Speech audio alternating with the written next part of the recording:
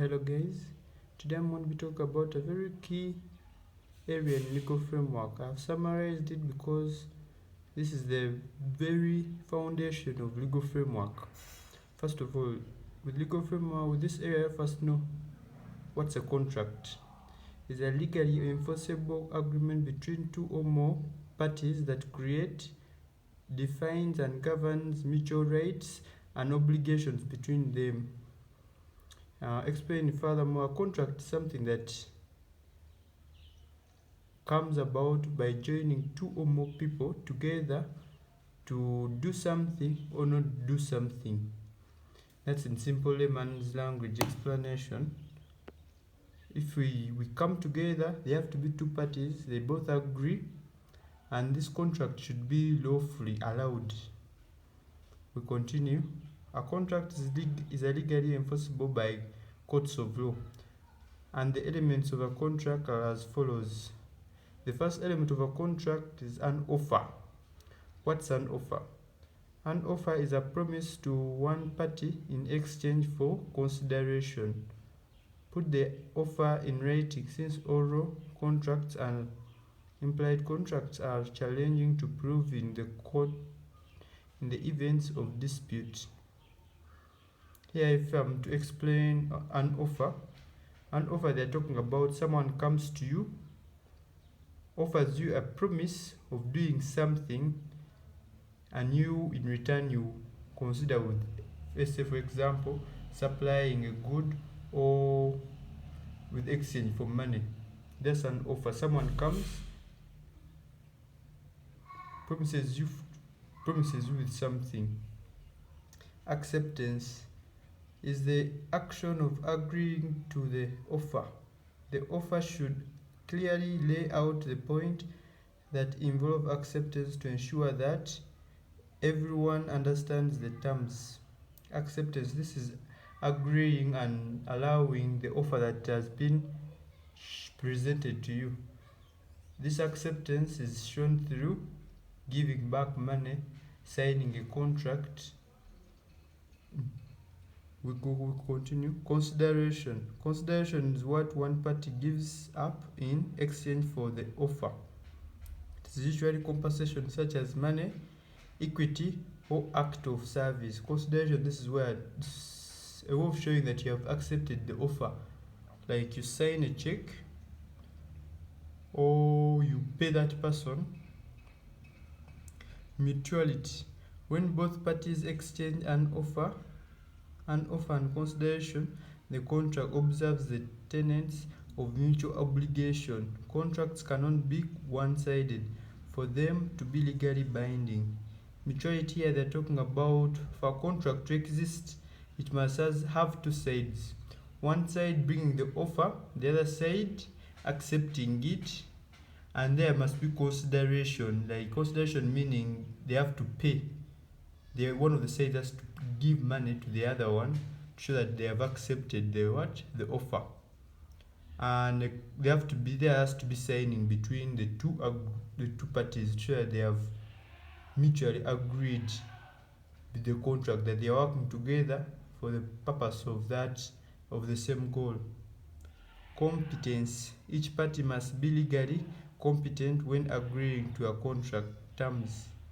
Minor and those with contingent disabilities are not considered competent in the eyes of the law. With a contract, it must be shown that both of the parties are fully able to reach the agreement or the things that they have planned about or they have agreed about the contract, that they have signed and agreed that we shall do this at this given time and accomplish it. Both the parties must be able to accomplish their part of the agreement. We continue. Here, put down reasons for termination of a contract. Termination by performance. When both parties to a contract have performed all their obligations under a contract, including all express and implied terms of a contract, comes to an end. Here we're talking about the reasons that lead to end of a contract or a more official termination of a contract. When termination by performance, this is where a contract ends because both of the parties, they have done their part in the contract and they cancel it. Termination of contract when its period is done, e.g. 2 years. A contract is terminated when its period given to it has ended. For example, engineers who work on our 2-year contract, after the fall of 2 years, it is cancelled.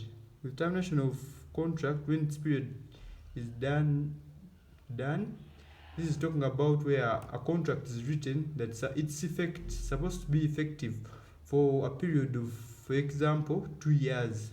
Once those 2 years elapse or they are done, that contract is cancelled. Termination by agreement. Both parties are able to consent to termination of a contract. When they do, the mutual obligation to perform contractual obligation comes to an end.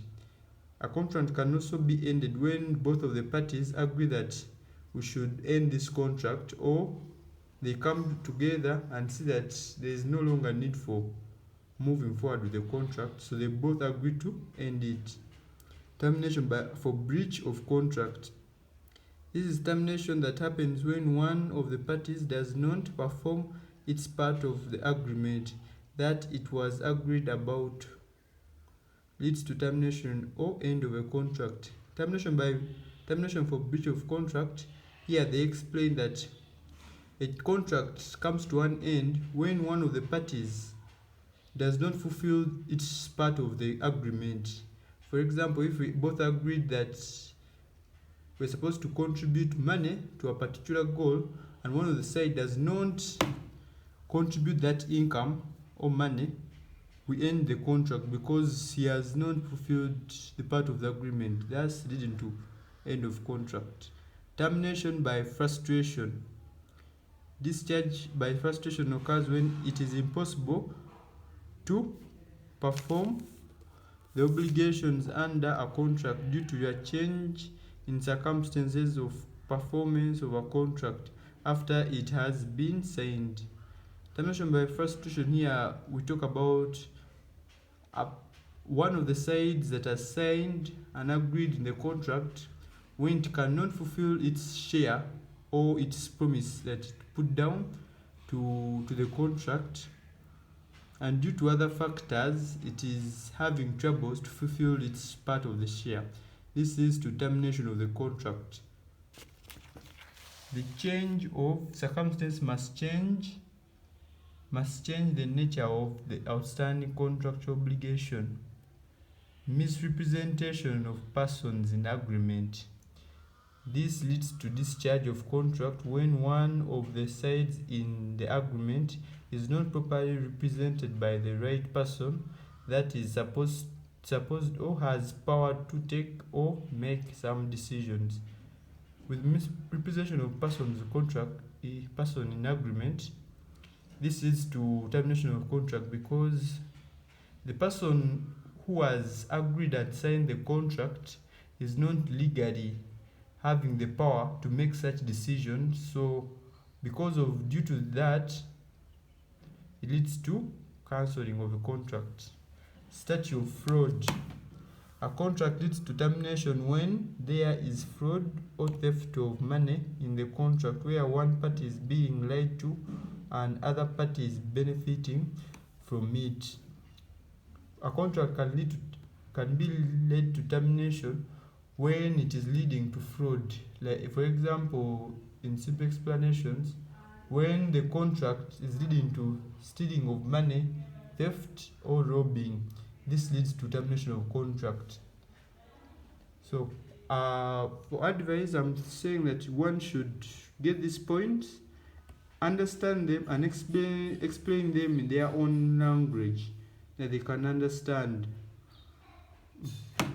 I'll be releasing the second part in a few days.